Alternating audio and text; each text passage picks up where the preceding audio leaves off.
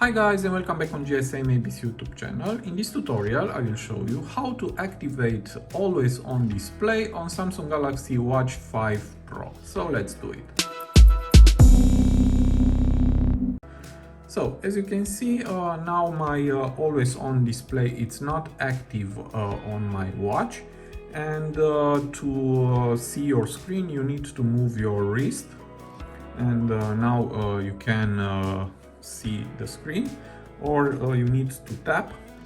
And if you want to activate the always on display, it is very easy. Just go to the top bar, and here is the icon for the always on display. Just press on this, and now it's active. And let's go back. You need to wait for a few seconds,